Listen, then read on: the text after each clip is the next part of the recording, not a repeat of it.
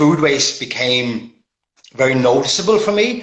You know, it was a huge part of kitchen culture, and I was never comfortable with it. And it was something that, you know, when you're finished up a day in a restaurant or in a hotel or something, and seeing how full the bins were of food, and how as chefs we were kind of programmed to only use the best of everything. So, you know, you only use the best of the vegetable or the meat or the fish and so on, and everything else was wasted, and there was no thought put into it. I was never really comfortable with that.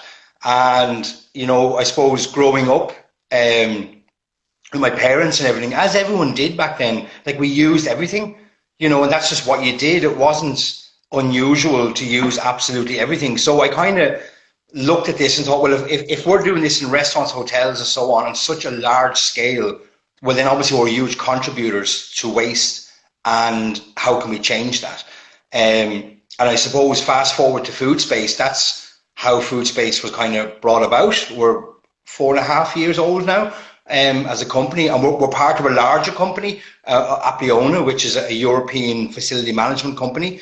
And we started catering in Ireland 4.5 years ago, and that's grown to almost 20 outlets now. A lot of it is private catering. So we're doing it on a large scale where we produce probably about 2 million meals a year. So the whole idea behind food space was, how can we do that sustainably, and how can we use then food space also as a platform to show others in our industry that this can be done, and hopefully get others to join and see that, you know what, we can rethink outside the box and kind of look differently at how we do food everywhere, you know, in the home, in professionally and so on. So food space kind of grew very, very quickly, and is still growing, thank God. And it's kind of, we just turned everything on its head and rethought every single thing that we were told we had to do as chefs, and thought, well, actually, no, that's not good enough anymore. We have, I suppose the way I look at it is, whether you're in a small cafe or restaurant or coffee shop, or a large hotel chain or a big catering company, you have a responsibility. And that responsibility is not just about serving good food. Like, yes, obviously that's what we want. That's our goal, to have customers. You've got to do that. But you have a responsibility to do it sustainably. And if you think of any hotel or restaurant, or anyone in the catering industry or hospitality, you have what I call like a purse of money, that you are responsible for how you spend that. So you need to spend it correctly, as opposed to just buying food because you know it's something you want to cook, or you have a dish in your head that you want to produce. But what if all those ingredients are out of season? What if they've traveled huge air miles and so on? What if they're not sustainably grown or produced? Well, then you have a responsibility not to do that, and to come up with an alternative dish that is sustainable, whereby you also get to use everything.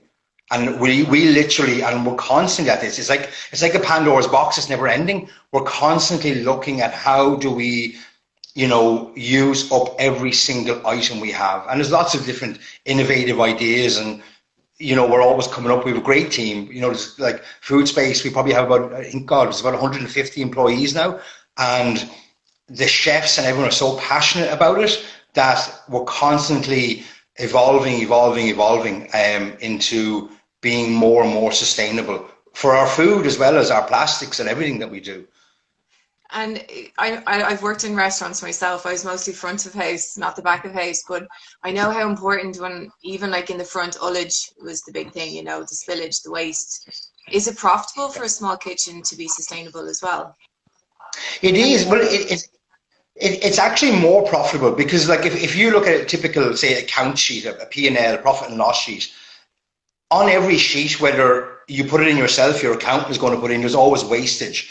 And depending on your turnover and how busy you are, that can be ending from 4 up to 10% of your turnover, which means that's allowed to go in your bin as part of an accountancy. But by taking that, knocking it on its head and not wasting that, and bringing that margin back up to the top line, means you're saving money. You're more profitable by being more sustainable. And I think we do have a belief that sustainability costs more money, but it doesn't. You know, in fact, it's the opposite, because you save a lot more by not having bins to put food into. You know what I mean? And by creating other dishes and other food items from what people see as waste into revenue. So it counterbalances, where you become sustainable and profitable.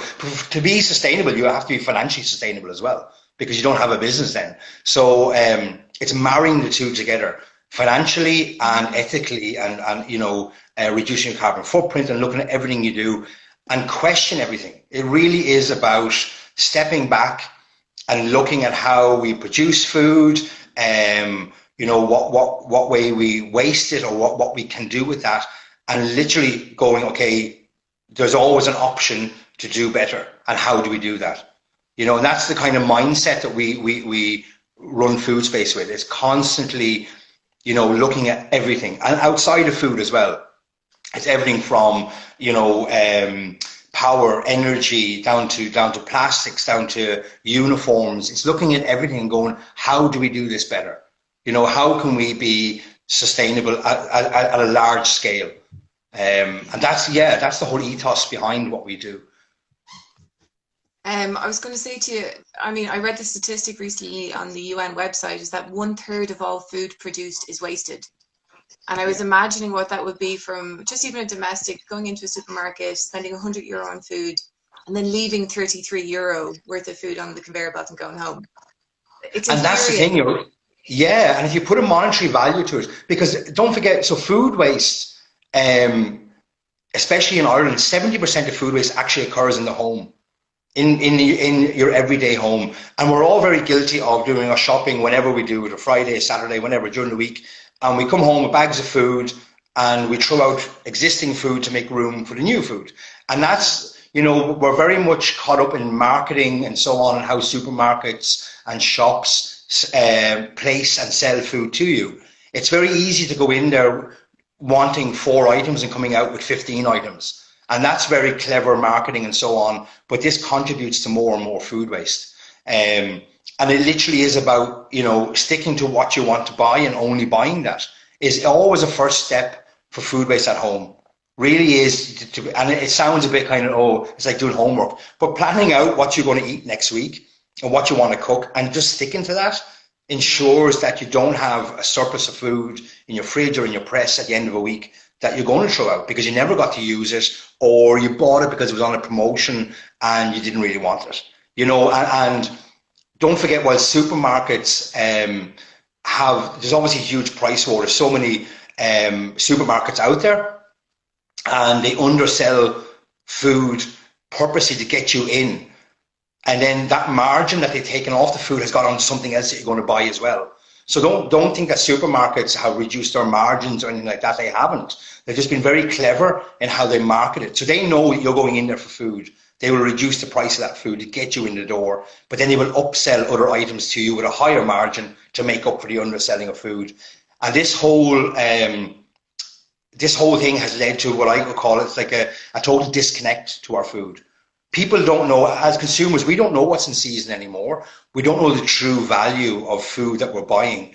And this has stemmed out of supermarkets competition and looking to get more people into the supermarkets, which has in turn led to higher food waste. You know, and like the statistics, so we champion Irish food, and that's what we've always been about. But food in its entirety is global. Like, we have a global food system. There's things in Ireland that we would never go without, like spices, tea, coffee, cocoa, chocolate. You know, exotic fruits. They're part of our everyday life, and we will always continue to buy them. They can't be produced in Ireland, but we'll always want them. So it's also about looking at those as well, and how have they been ethically farmed, you know, or grown or produced, how have they come into the country and so on, because that's a huge effect that we have in a developed country like Ireland. And I always say it's a bit like a beanbag or a waterbed. If you have a person on the other side of it and you jump on this side, then they are the most affected. And our choices we make for our food system can affect other countries that have a minimum, if not a zero carbon footprint. It can affect them more because we haven't made the correct choices. And it's about trying to use your purchasing power to make the changes. I think a lot of people think that, if I'm going to the supermarket and I'm spending €150 on weekly groceries, how can I make a change? I'm too small. Well, you're not too small. By us, as in consumers, making changes and buying better products, more sustainable products, will in turn change what supermarkets and so on are doing. Supermarkets will only sell what people buy. So if you went into a supermarket and you have imported carrots and you have Irish carrots, and the imported carrots at the moment, of course, are cheaper because there's not such a demand for the Irish ones. But if we start to buy more Irish, the demand for the imported drops, and the supermarkets will sell or stock less of them, and they'll bring up the demand for the local, which will in turn decrease the price. So it's a bit like a chicken and an egg, but we gotta start. You know what I mean? We have to vote with our money and buy better, which in turn leads to reduced carbon footprint and climate change. And then it's what we do with that produce by not wasting it that is better for all of us as well. Yeah, that makes so much sense. I know it's hard if you're a busy person and you're running into the supermarket and you've got a little time on your hands, and sometimes the information isn't even there on the produce. You don't know what you're buying and where it's coming from. Yeah. How would you recommend for people like, say, myself, to kind of get more involved with Irish producers and things like that? I think before you shop, look at what's in season in Ireland. And there's great, Board Bia, Stop Food Waste and all, they have great websites where you just click in, June, what's in season, and up it comes. All great Irish produce, and look for that. And always put that as a priority over anything else. So for instance, if it's a Sunday roast and you are, beef or chicken or whatever you're roasting, look at the condiments and your vegetables and all are going with it. And because you might like a broccoli, say, to go with it, but it's not in season, well then swap it out for something that is in season. Don't stick to the main vegetables that we're associated with or that become a habit. Carrots 12 months of the year, broccoli or cauliflower 12 months of the year, turnips. They're not always in season in Ireland, yet you'll see them on supermarket shelves 12 months of the year because we're in the habit of buying it. So look outside of that, get the information, it's all at hand. And once you change your mindset, and after a month of doing that, it almost becomes habit, where you go into a supermarket and you almost know this is in season, this is what I want. Do you know what I mean? It does take time. It doesn't happen overnight, but start somewhere. Start with small steps so you don't become overwhelmed by trying to be more sustainable. Start with easy wins, and shopping is an easy win in terms of what produce you're buying. And as you said, it can be confusing when you pick up it can be vegetables, it can be protein or meat or fish or something, and it might have like a tricolour on it or something, but you turn it around and you see that actually it was packed in Ireland, but it came from Europe or outside of Europe. So, and that's down to marketing and so on, whereby we see a tricolour or we see, we think, oh, here, but in the little tiny print at the bottom it goes packed in Ireland. And it's not an Irish produce. So they don't make it friendly for us to look for Irish produce because there's a bigger margin on imported produce. But we need to break that habit. And I know we're very busy and you might have a half an hour to go around the supermarket. The first few times might take longer, but after that you're going to know what you're looking for, and then all of a sudden it takes as long as it did previously just to read packs and see where things are coming from. And things that are imported, like look at them, see are they fair trade, are they Forest Alliance, see how ethically your tea or your coffee is. Do you know what I mean? Or your sugar or spices, and see the information on the pack where that's come from, because there's a huge knock-on effect. If we look at cool foods, as we call it, like say avocados, which is a huge, in the last 10 years, probably more, it's become this cool food that 10, 15 years ago, someone in Dublin thought this would be great to have this as a hangover brunch on my toast on a Sunday with a poached egg. And this blew up, and now there is sustainable avocados, don't get me wrong. So, within Europe and outside of Europe, people have avocado trees growing in the back garden, where the climate is right. But that's not what we're buying in Ireland. Most of what we're buying in Ireland comes from Mexico, where there's 4 football pitches a day cut down, to a forest to grow more avocados so we can have it crushed on toast because we think it's cool. So the knock-on effect there, it's a bit like the waterbed again, is colossal for the people that live there, the environment, the wildlife. It's had huge ramifications because we think it's cool. And almond milk, another, as we move away, more and more people become plant-based, which I do agree with, but be careful about what you're looking at plant-based. I mean, almond milk, its carbon footprint is huge in comparison to, say, oat milk. So, swap out almond milk for oat milk. And that in turn straight away is a lot more sustainable than the almond milk you've been buying. So it's about kind of getting that information and then, purchasing correctly. Yeah, using your power and doing your research. Using your power, yeah. Can you tell us a little bit about the Chefs Manifesto? Yeah, so the Chefs Manifesto is it's aligned with the United Nations Sustainable Development Goals, and it was launched actually 2 years ago yesterday. So that's our second anniversary. How it came about is there's a great guy, Australian guy living in London called Paul Newnham, who has been working for years with different NGOs and the World Food Programme and so on. And he's the director of the SDG2 Advocacy Hub. So he was tasked with, someone somewhere came up with the idea that to reach the UN Sustainable Development Goals, which there are 17 of these, by 2030, we need to accelerate it because we're far off as a planet reaching these goals. And someone somewhere said, look, at chefs need to get involved because we're right in the center of changing our kitchens in what products we buy, and also we can influence our customers on how they can be more sustainable.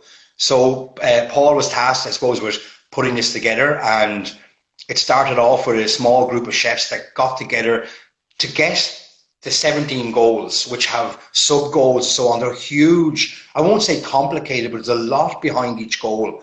And the idea was to change that into chef language, so to speak, that's very easily understandable, that chefs can take this, bring it into their kitchens and make themselves more sustainable, and in turn be advocates ourselves to talk about it and promote it and change other chefs, which in turn changes how we buy and, as I said, consumers. So it's grown. It's the second year anniversary, and it's in over 75 countries now, with different hubs spread out across the world. We have a great hub here in Ireland that we launched last year in Grow HQ in Waterford. Fantastic place, which is so sustainable in the food they grow and how they cook and the ingredients they have. And it made sense for that to be the Irish hub. And obviously COVID has parked our plans so far for that, while we've done a lot online with webinars and so on. But the idea behind a hub is that you could have up to, say, 4 outings a year where chefs from all over Ireland would come to Waterford, and we would share ideas, and we'd have different voices from different sustainable companies and farming and so on, that we can all kind of plan ahead and be advocates to be more sustainable. And for me, it was especially important for Ireland because when the Sustainable Development Goals were written, put together, Ireland played a huge role in that. Ireland was one of the contributors in writing these goals for the UN, and Ireland is very kind of well looked upon within the United Nations for its work on that. But like every other country, we're not moving fast enough to reach these goals by 2030. And so chefs have got involved to accelerate that. And it has had a huge impact, where chefs now have had voices at, big tables where there's big discussions and debates going on about the future of food, where normally a chef would never get to speak at these and voice concerns around these. And that's all changed now, where chefs are very much involved in planning for the future of food globally.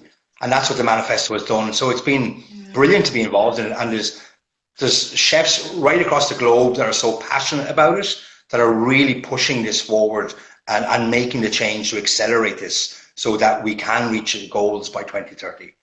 Doesn't it make so much sense just to get chefs involved? Because you guys are the agents of change, And that's it. And because chefs influence so many people in terms of, like the avocado, what's cool, what's not cool, what's the trend in food, and our consumers are constantly looking for what are they doing, what are they cooking, and how can I introduce that at home? Chefs have a huge influence, but also a huge responsibility. And I think if you are a chef, and I read somewhere a very good quote, I thought it's a brilliant way to describe it. It's about feeding people's minds as well as their stomachs. So if you can educate your consumers while they're in your restaurant or cafe or coffee shop, whatever it is, about sustainable practices, then people go home and think more about that as well, and you accelerate the whole change that's needed, for our carbon footprint and sustainability. I know we have a few chefs on here today. Thanks everyone for joining us. And a couple of people have asked a few questions. The first one was, does it affect the staff costs, if a chef is spending a lot of time trying to source sustainable food and all the rest of it? And then the other question was, yeah. Sorry, go on, Conor. Yeah, and it doesn't. So depending on where you work, if you're working for, say, a large hotel chain and so on, there's obviously a procurement department attached to that. And what the procurement department's job is to find and source food at such a price. And obviously, in some cases, I'll take, for instance, a good example being chicken. So I would say, and I wouldn't be too far wrong in saying that probably 80% of the chicken consumed or cooked in restaurants and hotels in Ireland is probably imported. And the reason it is because of the cost of it. It is up to half the price of, say, buying Irish chicken, free-range Irish chicken. But thinking outside that, so we only buy Irish chicken, and what we do is, rather than buying it in, prepped ready, we buy it in whole, we get more yield out of it, so we get a better price. So the cost price remains the same. In terms of labour, it doesn't increase your labour because our chefs, there's a lot of training involved in what we do. When we open a place and you have chefs coming, to work with us who have worked in other places for years, you're changing their mindset. But all of a sudden, after months of training, it becomes habit, whereby they know, okay, here's a box of cauliflower, here's chicken, or here's whole fish. I'm going to fillet this, and I'm going to make a dish out of the production waste. It almost becomes a new norm, whereby it's not more time consuming. It can be at the beginning, but it levels out, and then obviously the outcome is much, much better. So it's all training, isn't it? It's training, yeah. It's changing the mind. It's training in the mind, because it's habit. You're breaking habits. You're breaking, and you're trying to break a habit in a chef that what they've been taught for years, which is only to use the best of this, and only, a dish has got to look a certain way, and so on. And now you're saying, well, here's a basket of ingredients. So all our chefs across Ireland are given what I call a basket. So what I do to them, I give them a list, and I go, here's all the Irish produce that's in season this month. You must use only this. You know what I mean? So you can't have strawberries in January, or you can't have, whatever it is, Irish onions in December. You can only use this produce. So I'm almost like a procurement then. I'm going, this is the produce. You got to create the dishes from only this. And it works that way. And then they start to pick up on it and get more creative around what they're doing. Wow. Zero waste kitchens, sustainable kitchens, this isn't something we're seeing from these personality chefs that are on TV and things like that. But there's a real need to address food waste, Do you think there's a possibility of bringing that mentality into a domestic sphere as well? I do, and I think a lot more has to be done. And there's great, don't get me wrong, there's two ways of looking at it. There's great cookery shows, and we have great food writers and all here that write about food every day or every week and so on for their customer base. But I think it's gone beyond wanting to know, how do I make the perfect roast, or how do I make a pot of soup at home and so on. I think the feedback I get is that the constant questions I get is, well, how do I be more sustainable? Yes, I want to know how to make a dish, but how can I do it sustainably? And I think mainstream needs to catch up.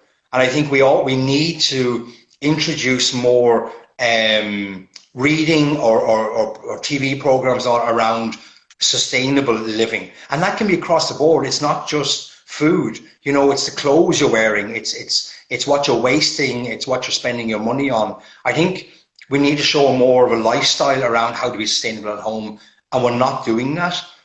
So we're with TV programming and magazines and newspapers, we're targeting a certain market, and I get that, because people want to know how to cook. But let's add on to that and show them how to cook sustainably. And I think that's needed to drive further change. And I think people want it.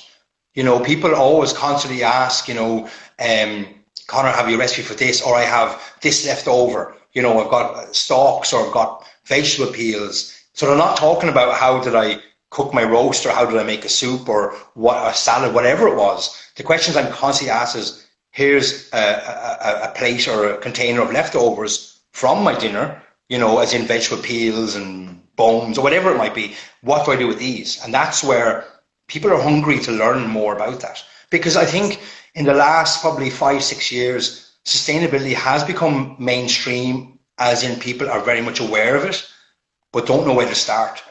And the constant question is, where do I begin to be better at home? And funny enough, about a month ago or something, I was laughing. I was cleaning up my attic, whatever, and I found a part from the Evening Herald that was 20 years ago, an interview I did with them.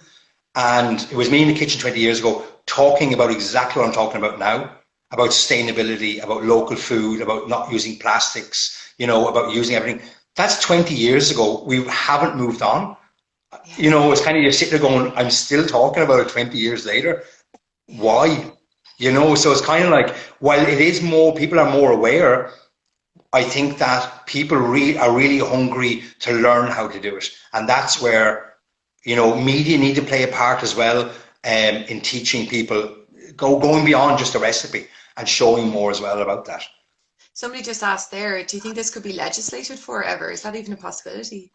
I think it is, but within Europe, there's very forward-thinking governments, especially in Denmark and so on, whereby it is legislation about around food waste. And I know France was another country that brought in, where it's illegal for supermarkets to have any food waste and so on. And I think a lot of this has to have government backing and legislation around food waste. I think it's extremely important that happens. But I think governments will only get involved if people show more demand for it.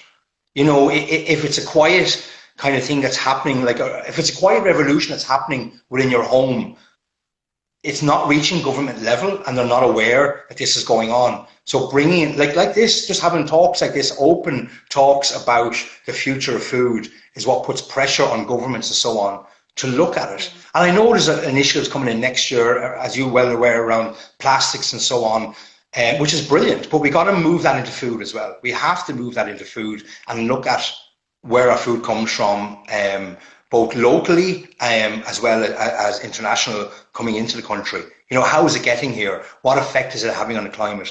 That's very much hidden, because they don't want consumers to be aware of it. Like farm salmon is another one. I saw this the other day in Ireland.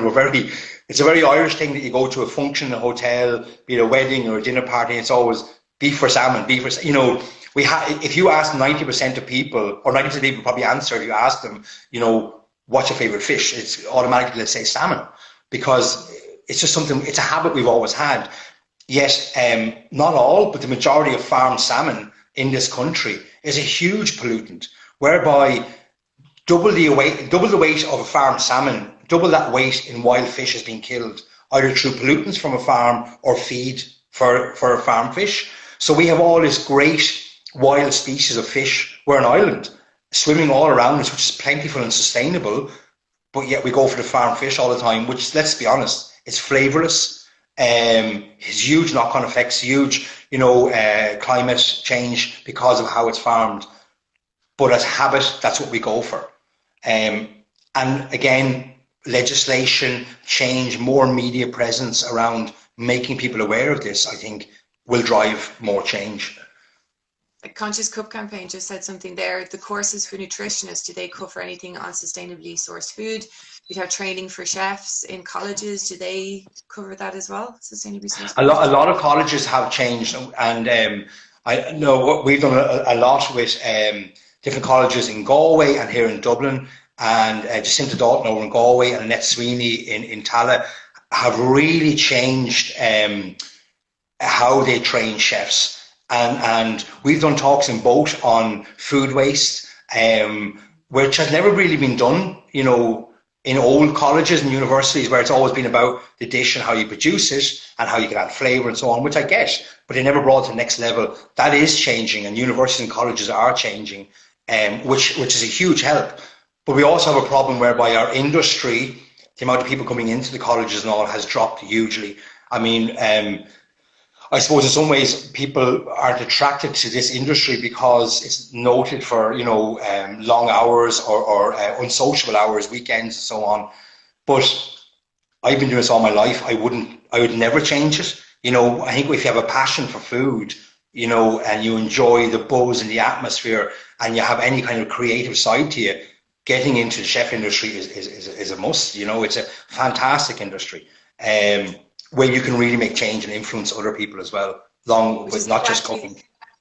Which is exactly what you're doing, Connor. You're unbelievable. You yourself, you inspire so many people. You managed to bridge that gap between the industry level kitchens to the domestic level. It's amazing. Well, I think my plan always was, right, I'm a chef, and chefs will get this. Chefs are very secretive in their way. What I mean by that is, if a chef has a fantastic recipe for a dish or whatever, we're very reluctant to share what we do, because it's very much, that's mine, and I'm not sharing. And I just thought, well, hang on, if we're doing all this work in the background, it's only right to share it, so that people learn from it, rather than being because we're very competitive in our nature. Chefs are very competitive. We all want to cook better, or, we want to be better in the restaurant down the road, or whatever it might be. But it's about being competitive in a right way and going, okay, we're doing all this work. Lots of people can benefit from it, so share it. Don't, like a lot of people say to me, I can't believe you're sharing these recipes on how to ferment this or pickle that or whatever it might be. And to me, they're simple recipes, but chefs would say, and I'm going, well, why wouldn't we? Why wouldn't chefs should share their knowledge to make it better. How do you recommend to share? Somebody's asking there. Social media for me is obviously been the best way for sharing ideas. And also, if or when you have free time, like I said, with colleges or universities, or even, going to shows and so on, and putting yourself out there and getting up, be it on a stage or in front of a class, and even down to primary school level. We've gone into primary schools and spoke to kids about, waste at home, knowing that they will go home and talk to their parents about it as well. So it's kind of putting yourself out there to, whether it be social media or whether it be on a day off, you're going to go to a local school to talk to people or whatever it might be, to share what you've learned over the years. And I think the good thing about food is it's never ending. So, I'm 30 years almost doing this. I still learn something new every day. There's not many industries can say that, where you're constantly learning. But I think we can learn more and learn better by sharing it, sharing what we know and sharing our knowledge. And that's, I suppose, my outlook on it. Share everything. Don't be writing in a book and locking your book away. Share it, and more and more people can get involved. Connor Spacey, the oversharer. I saw today you had a mango kombucha recipe, and you made a syrup from it and a powder. I'm still working on it here at home. Yeah. So I had an overripe mango, and this is what I mean about thinking about it. So kombuchas and ferments and kefirs is something we've been doing for years. We do it in all our cafes and so on, and we sell lots of it. But kombucha in its nature is not a zero waste dish. It's a fermented tea, which has great flavors and great health benefits. But we've incorporated, depending on the time of year, different fruits or herbs or flowers to flavor it. That might be something we want to use. I'll give you an example. So like in ink, at certain times of year when fresh Irish flowers aren't available, we would have like little, the local florists would do little like rosemary and thistle displays on the table. So when they come to end of life, or after a week or 2 weeks, we're changing them out. We even take the thistles and rosemary, turn that into a tea and ferment it into kombucha to drink as well. So it's thinking like that. So with the mango, I'm looking at one here, I have another one here in the window. So the mango I turn them every couple of days so they ripen. Mangoes in supermarkets are always green. They need to be almost like a melon yellow color. So you constantly turn them for a week or 2 weeks, depending how sunny it is, to ripen them. There was one in my fruit bowl that got overripe. So I thought, okay, I'm going to use this. I had kombucha that was fermenting for 7 days and was ready to flavor for another 7 days. So to me, it made sense. Chop up the mango, skin and everything, put it into kombucha. And then I thought, okay, I always challenge myself to go, you still can't throw that out. So what are you going to do after it comes out of the kombucha? So I'm just still working on it this morning. So after 7 days of being in the kombucha, I was eating it to see what, and it had this intense mango flavor with this kind of almost carbonated on the back of your mouth, because kombucha is fizzy. And I thought, tastes brilliant. So I have to use this. So the pulp off it, the flesh, I'm using in a kefir, which is it's where we get milk. There's milk or water kefirs. So it's where we ferment milk using kefir grains just for 48 hours, and it sets like a yogurt. So it's got a texture and flavor of yogurt, but it's higher in good gut and probiotics, so it's better for you. And so I'm going to blend, I have kefir on the go now, I'm going to blend the flesh into it. So it'll be like a mango smoothie, basically, but it's got this umami, intense mango flavor because it was in the kombucha. Then I'm left with the skins, and I thought, okay, so I'll make a syrup, which I've made, and it's there, and it's lovely. And now I have the skins going in, so I made the syrup, took the skins out, and I'm going to dehydrate them now, which is probably going to take me about a week because they're quite wet. So what I'm doing is removing all the moisture from the skins so I can pound it down to a powder. And then you can use the flavour like creams or desserts and pavlovas. And it's high in antioxidants as well, so it's really good for you. So I've gone from that, I've used up everything except the actual pip in the centre to use up the entire mango. It sounds like hard work. It's not. It's minutes. You know, it literally takes minutes to do. And I'm doing it at home, you know what I mean? I don't have any fancy equipment or anything to do with it. I'm just literally doing that at home because your mindset, when you've been doing this for so long, that's how you think. You just think differently. You think, okay, it's very easy for me to open my compost bin and throw that mango into it. Yeah. But hang on. So now I have two drinks. I have a mango kombucha.